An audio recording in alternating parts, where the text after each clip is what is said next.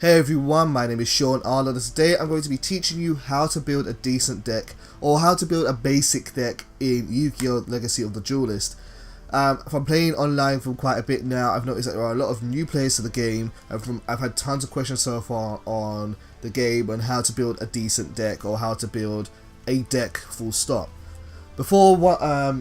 I've actually made this video several times already, and I haven't really been happy with the way I made it. So what I've done here is I've written some questions down on a piece of paper, and I'm going to actually say the question out loud, and I'm going to try and answer it, and hopefully this will be a decent structured format, and it will make it as clear as possible, because the game can be pretty confusing.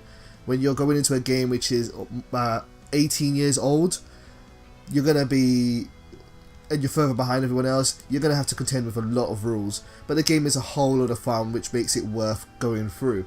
So, also these questions will be in the description below, so you can always click on the description and you can click on a link with the question and it will answer the question for you. If you're watching on a mobile, then you have to just go through the whole video, I'm afraid.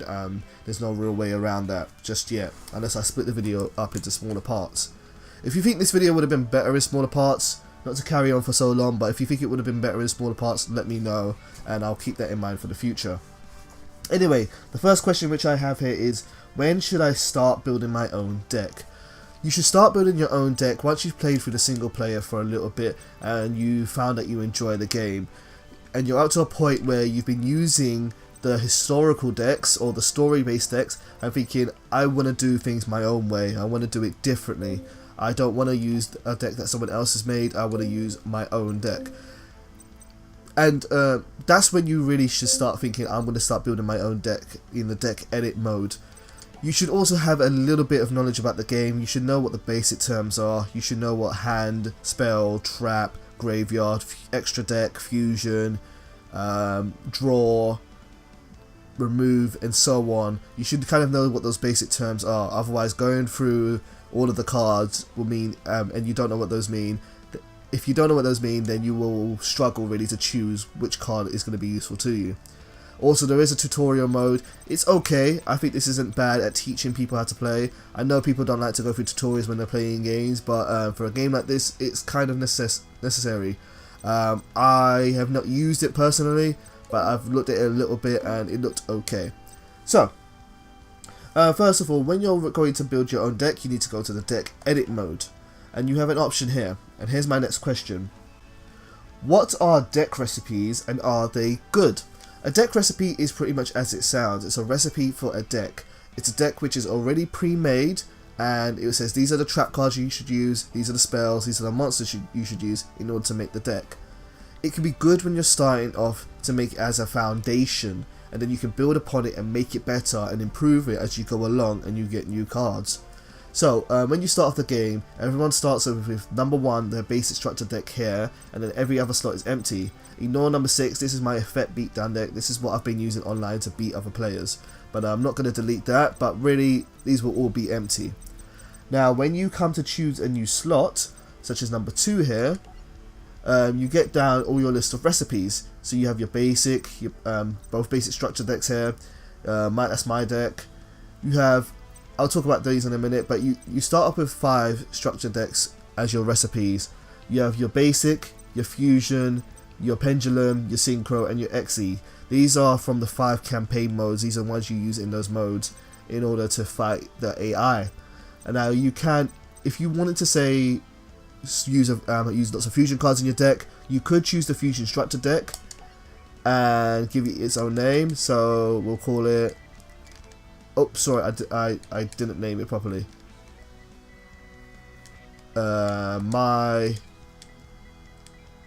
My deck, just call it that, and then there's your deck, and you can go from there. If you wanted to, like I said, you could then change the cards and make it better, but I'll talk about how to change cards a little bit later. But let's say you didn't want to use one of these recipes. Actually no, there's something else I want to say. Let's say as you play the game, you also get recipes for characters. So when you beat the campaign mode and you beat Yugioh, or you play as Yugioh, you unlock his character deck here, or you unlock one of Kaiba's decks here, or Joey's deck here, and you could use those recipes.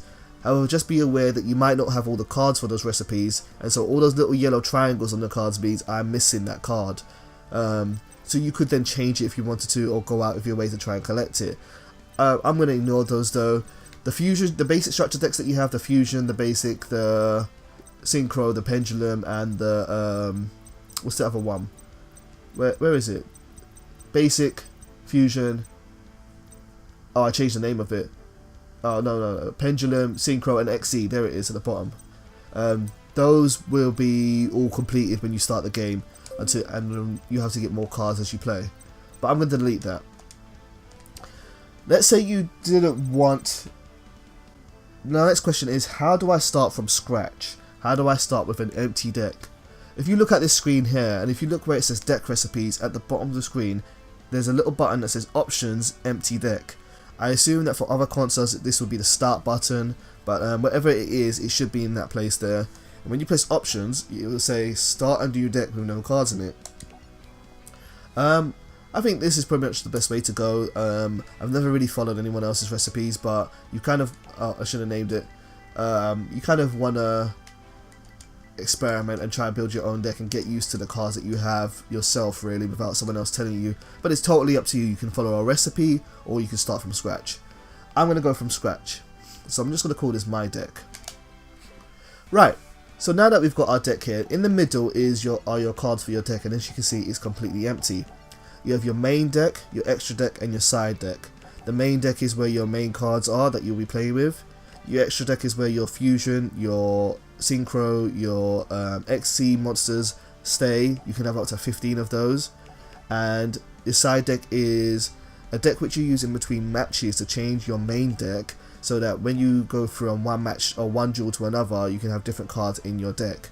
But we're not going to worry about the side deck at all.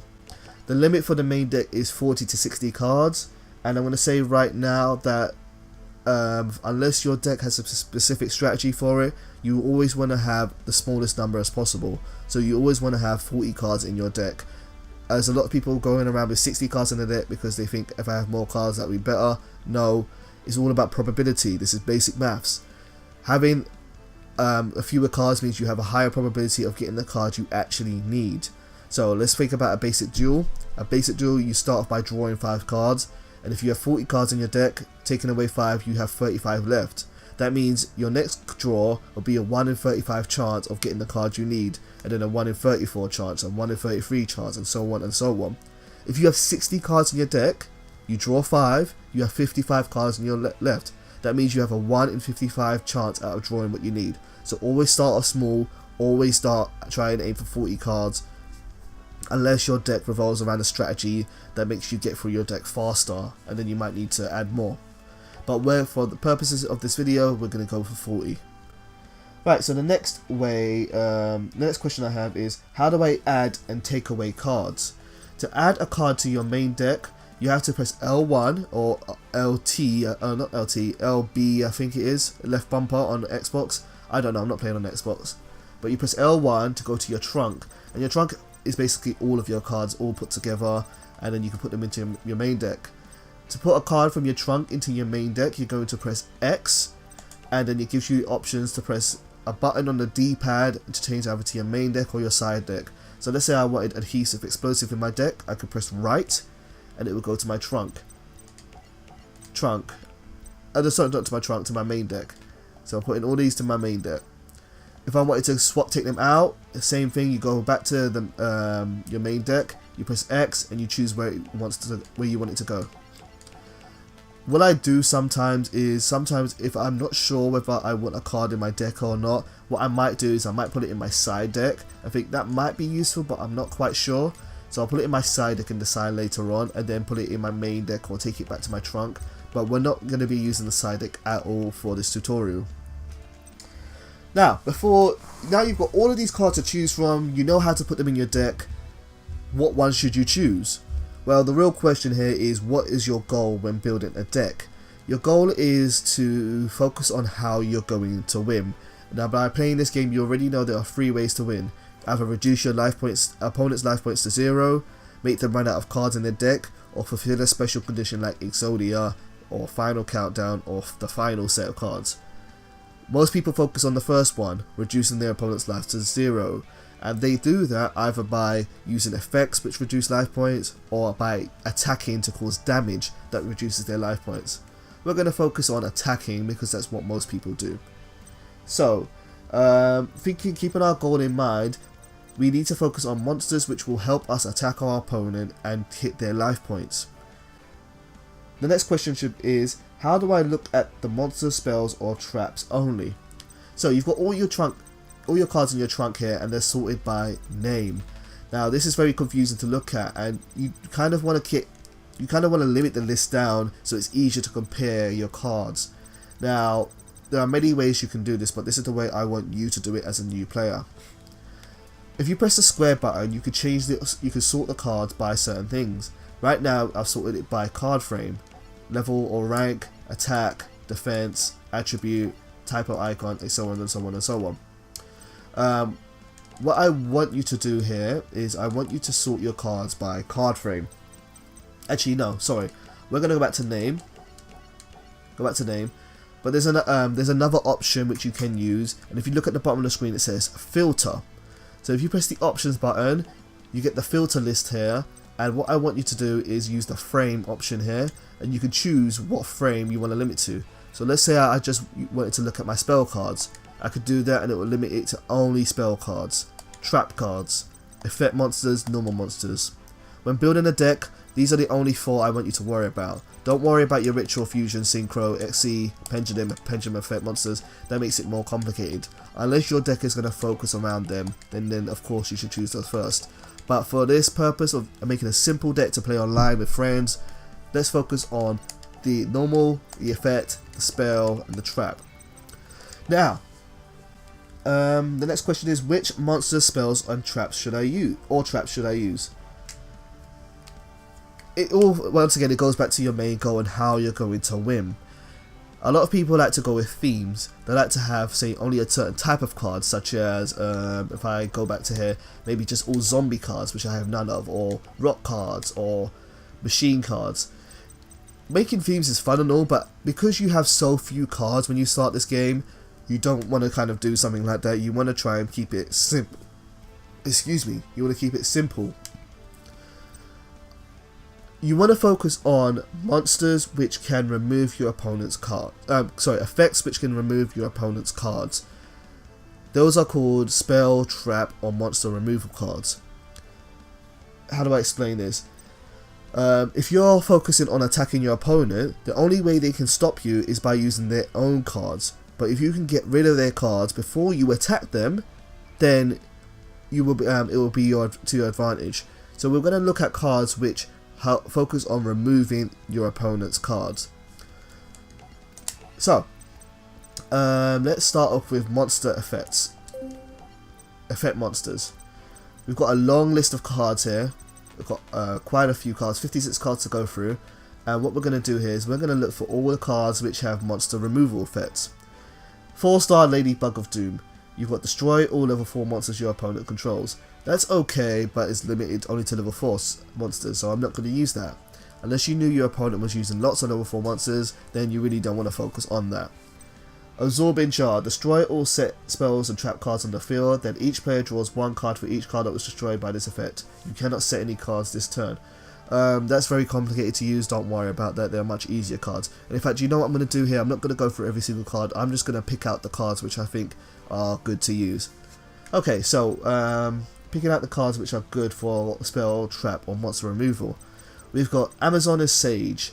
At the end of a damage step, if this card attacking is still on the field, target 1 spell or trap your opponent controls and destroy that target. That's a good card. You got only one of it too. Let's go through the list here. Breaker the Magical Warrior. One of the best cards in the game for destroying spell traps because it does it for free. If this card is normal summon, place 1 spell counter on it. That's just like a little, it's like a cost. This card gains 300 attack for each spell counter on it. So when you put him on the field, he's 1900 attack. You can remove a spell counter from this card, then target 1 spell or trap or card on the field and destroy that target. A very good card to use for spell or trap removal. Let's move on. Fencing Fire Fairy. If this card is destroyed and sent to the graveyard, target one face-up monster your opponent controls, destroy that target, and if you do, inflict 500 damage to your opponent. Good. Explode a Dragon. If this card is destroyed by battle and sent to the graveyard, destroy the monster that destroyed it. Now if a player takes any damage from attacks involving this card. Good. Let's keep going on. What else do we have here? Again, target one monster your opponent controls, return that card to the hand. It doesn't destroy them, but it does take it off the field, which is useful. Again, that's not to say all these other cards aren't useful, but for the time being of this deck, we are focusing on just removal, because focusing on removal is a very good way to kind of deal with most decks, because every deck is going to have cards which you can remove. We'll focus on anything else a little bit later on. Let's see, are there any other cards here which help with removal? Man-Eater Bug. Target one monster in the field, destroy that target. Good. I have Snowman Eater here. I know I unlocked that later on, so you might not have this card. Okay. I think that's all of them. All the monsters with effects that have that. Now we're going to go to our spell cards. So let's use the filters. Go by frame, go to spell, and we're going to do this again. Dark Hole, absolutely, you want to have that in your deck. It destroys all monsters on the field. Now you want to do this in a way where you're not going to destroy your own monsters, or the monsters you have on the field aren't going to help you in the situation you are in. You should try to always at least destroy two of your monsters, opponent's monsters, not just one, because it gives you card advantage. Let's say, what else we got here? Fisher. Destroy the one face-up monster your opponent controls that has the lowest attack. Now, these aren't all cards that are definitely going to be in our deck. I am just kind of going through the list and adding whatever is removal. However, we might take some of them out later on, but we will see. Twister, pay 500 life points, then target one face-up spell or trap card on the field, destroy that target. That's okay. Now we're going to go to trap cards. Oops, sorry. I'm going to put that back to name. And then go to our trap cards. Dust Tornado. Target one spell or trap card your opponent controls, destroy that target, then you can set one spell or trap card from your hand. That's good. That's actually very good. Mirror Force. When an opponent declares an attack, destroy all monsters your opponent position monsters your opponent controls. A very good card as well. Rakiki Break. I'm mixed on this card here. Discard one card, then target one card on the field, destroy it. It's very versatile. It can destroy either monsters, spells, or traps. However, you've got to pay a cost. Now what this means is for destroying your opponent's one card, you have to give up two. It means you have to pay the cost despite discarding one, and you lose Rakiki Break as well. So it's a high costing card. When you start off with the game, I want you to avoid these costs, because you have to get good at cost management and making decent investments. So we're going to ignore Rakiki Break, even though it's a very versatile card. There are some others ones here like Justy Break, which is basically Mirror Force but for only normal monsters. We've got effect monsters in our deck already, so we're not going to worry about that. Okay, so now we've got all the cards which are available to us that are focused on monster, spell or trap removal, but of course we don't have enough cards just yet. So now we're going to go back to our goal. What is our goal for this deck? It's to reduce our opponent's life points to 0 by attacking them. Now we've got tons of cards which will remove our opponent's threats, but now we need to do the actual damage. We need cards which are going to be good at attacking our opponent. So we're going to go back to sorting by name, and we're going to go back to normal monsters and now effect monsters. First we're going to look at effect monsters, because effect monsters generally are better than normal monsters, because if they have the stats that a normal monster has but an effect as well, then it can be more beneficial. So let's go back to effect monsters. And now that we're here with the effect monsters, now we're going to sort them from not by name but by attack. So what happens here is all the lowest attack monsters go at the bottom, and all the all the lowest go at the top, and all the highest go at the bottom. Be careful, however. If you've played this game, you should know what tribute monsters are like. If a monster is level 5 or above, you have to tribute one monster or two monsters on the field in order to play their card. This is just a rule of thumb, and I want you to keep it in mind, a rule from playing the game. If you're going to tribute a monster that's level 5 or level 6, you want it to have at least 2400 attack, because that's the average. Most monsters that are level 6 that you tribute through one cost have 2400 attack, like Alector, Amazoness Queen, or Gravity Crush Dragon. they have 2400 attack, whereas this one here, Knight of the Red Lotus, you can't use it anyway unless you for the special condition, but it's 2100. That doesn't mean anything lower than it is not good, but the average is 2100, so for the purpose of this, we're going to focus on our 2100 cards. Right, so let's read the effects of these cards so that we are familiar with what they are. We've got Elector, Sovereign of Birds. If your opponent controls 2 or more monsters, face-up monsters with the same attributes, you can special summon this card from your hand. So if they control 2 wind monsters, 2 light monsters, or 2 dark monsters, then you can special summon it, which is good because it means you don't have to tribute. Once per turn, you can target 1 face-up card on the field. The target's effects are negated this turn. This is a very good card to have. I highly recommend it. Gravity Crush Dragon. You can send 1 face-up continuous spell card you control to the graveyard. Then target 1 monster your opponent controls, destroy that target. It's okay, but if you look at our deck so far, we have no continuous spell cards. Continuous spell cards are one with the infinity symbol on it, and they stay on the field for as long as they need to. We don't have any on our deck so far, so we're not going to worry about his effect, but his stats of 2400 is good, so we're going to put him in the deck as well. Then we have Amazoness Queen. Amazoness monsters you control cannot be destroyed by battle. This is very good for her, because it means that she can't be destroyed in battle. Any other Amazoness monsters we have, like Amazoness Sage, also won't be destroyed. For that effect alone, for the fact that it works on her alone, is pretty good, so we're going to put her in there as well. Right, now we need more monsters, but we're kind of getting up to a decent number here. As a rule of thumb, when you're starting off with the game, you kind of want to go with the 50-50 rule.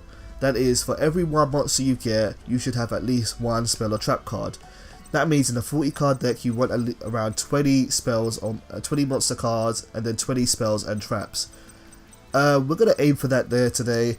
You can change it as you get used to the game. You can have less than that, you can have more than that. It's up to you. I personally normally like to go around 17 to 18. That's my rough number that I like to go to. I prefer a little bit more spells and traps because they're faster than monsters.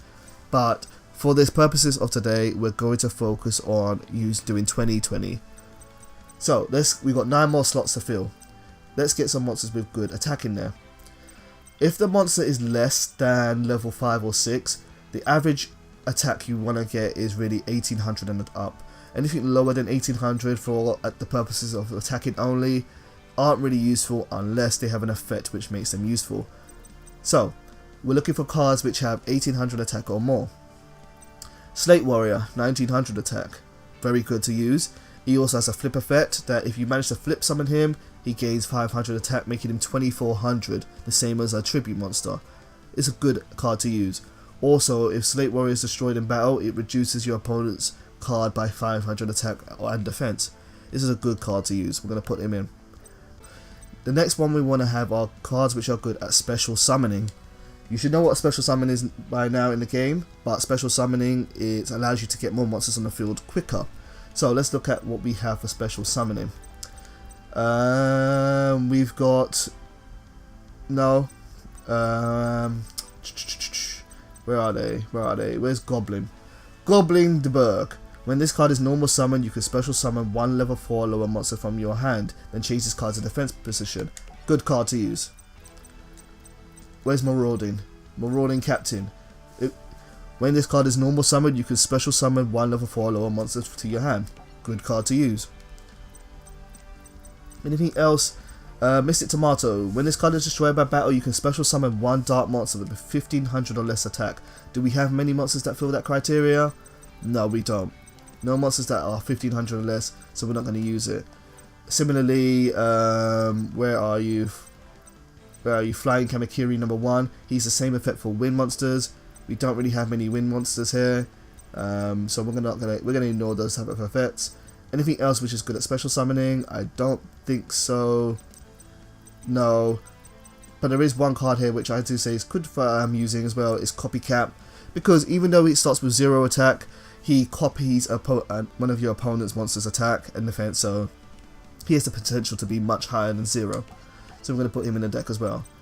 We now have 15 monsters. We want 5 more. There are no more effect cards which we're going to use, so we're going to go to the normal cards. Oops, come back to Trunk. And the normal monsters. Right, we're now looking for monsters with decent attack. We're going to avoid these high level monsters here. Here we've already got enough high level monsters. 3 level 6 monsters is pretty much what we need there. We don't really need more than that unless it's a special condition. So let's look at the level 4 lower monsters. We've got Mechanical Chaser, 1850, that's good. Blazing Impachi, 1850, let's put him in there. And how much are we up to? We've got one more space for one more card. We can choose Ninken Dog, Great Angus, or Dark Blade. I'm gonna choose Dark Blade because his defense is better. But yeah, it could have been those. Alternatively, we could have also gone for monsters with high defense. Those could have been good as well.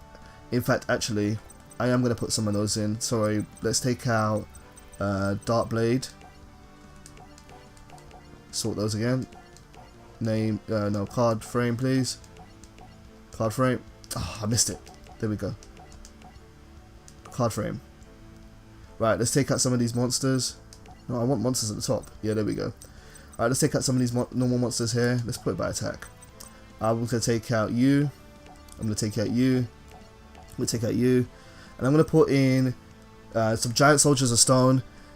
He has 2000 defense and 1300 attack. He's not great for attacking, but he can stay on the field a little bit longer with his 2000 defense, which will help you get out your bigger monsters like Electa, Amazoness Queen, or Gravity Crush Dragon. So let's put some of you on the field. And we can also put, in the deck, and we can also put, where are you? Blazing Impachi, that's 2100 defense, and let's get some 2100 defense actually. Let's get more Blazing Impachi here. He's 2000. Anything else with decent defense? I should sort by defense. No, so let's add in Giant Soldier of Stone. So now we've got our 20 monsters here. It's time consuming, I know. 20 monsters here. Now we want to fill the rest up with spells or trap cards. So we're going to go back to our trunk. We're going to use the filter. We're going to look at spell cards. I'm going to look at what we have here. Besides the removal, you want cards which will protect your monsters and keep them on the field longer. So we're going to look at cards which can do that. We also want cards which help us get to our monsters quicker, and which lets us put more monsters on the field. So cards which are good at special summoning. So let's look at what cards we could use here. Avoid cards which boost attack and defense because, well, I'm not going to explain why, but I'm going to ask you to avoid those for now because it's all about cost management and they can be costly. Enemy Control is a good card. It has 2 effects. Target one face-up monster your opponent controls, change that target's battle position. So if your opponent attacks with a monster, you could change it to defense mode and it has to stop attacking. That's okay. It also has another effect where you can take an opponent's monster, but I don't see it too often personally. Reinforcement of the army. Add 1 level 4 or lower warrior type monster from your deck to your hand. Do we have many warriors? We have 1 warrior, 2 warriors, 3 warriors. I think I would like a few more warriors than that in order to use that card personally, but it's not a bad card to use. We could put it in our deck, but there might be a time when we've got all our warriors out already and aren't able to use it, so we're going to avoid it. Let's go to traps. Oops. Let's look at Call of the Haunted. This is great because it will special summon monsters back from your graveyard. So let's add some of those to our deck. 3 of them can be kind of good, although it might be a bit slow with the number of monsters we have. But let's use 3 for now. Let's see what else is good. Mikizo. Activate only when a monster is sent from your field to the graveyard. Select and destroy one monster on the field.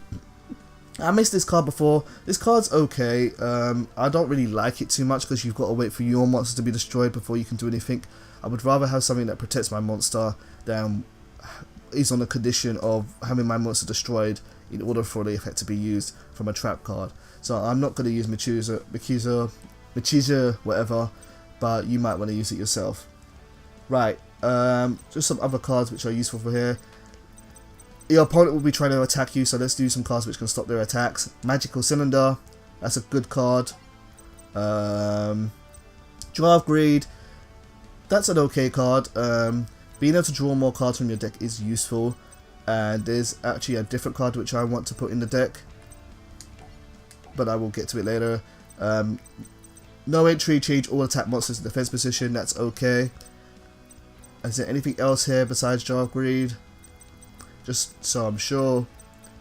No, there's nothing else here that I see that's going to be useful. No. Okay, so let's go back to spell cards. I'm also going to add in 4 more cards. I'm going to add in Shard of Greed. What Shard of Greed does is every time you draw a card, you can place a counter on it called a Greed counter, and then once it's got 2 counters on it, you can send it to the graveyard and draw 2 cards. Cards which let you draw more cards from your deck is always useful, because drawing more cards is beneficial for you. The only thing with this card is that it takes 2 turns to use. This is basically a weaker version of Pot of Greed, which was banned, which just lets you draw 2 cards. So I'm going to put in 3 Shards of Greed there. What I would expect in a game, if a person knows what they're doing, is that they should be destroying these Shards of Greed, so you might not get the effect of, but at least it makes them focus on destroying this card and not another one of your cards. And I'm also going to put in Swords of Revealing Light. Yeah, put Swords of Revealing Light, which stops your opponent from attacking for 3 turns. Whew, wow, that was a very, very talkative video. So this is a really basic deck. That's kind of the process which you want to go through for this game. As you get more familiar with the game, your approaches will change, and you will want to focus on different things. But by focusing on having monsters with decent attack and decent defense, focusing on summoning those high level monsters, and then using other card effects which remove your opponent's threats, is a really, really good way to begin. And I would highly recommend anyone that starts playing this game for real to start off with a deck like this. If I was to change this myself, I would take out some of these normal monsters and put in different cards, but because I think that would slow it down a bit. But this is okay. This is perfectly fine. If you were to take this online, you should be able to do okay. And as you get to play the game more and more, and you get more familiar with it, you'll start wanting to take out certain cards from your deck and swapping them with other cards. So it'll be totally up to you. Are there any more questions which I had written down? No. That should be it. This has been a long video, but I think I'm going to break it up into smaller parts, but hopefully it's been useful for some of you. And if there's anything you want to ask personally, oh no, there is one more thing. Someone asked me, how do you change your avatar? How do you change the character here?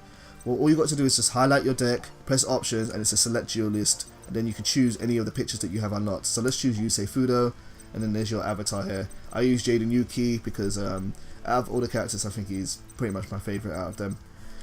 So yeah, if there are any questions which you guys have, please let me know, and I will try to answer them either in a video or in the comment section. Hopefully this has been useful to you somehow, and hopefully I'll see you online. Feel free to add me on PSN, the Arnold's Play, and try and ask me for a duel anytime.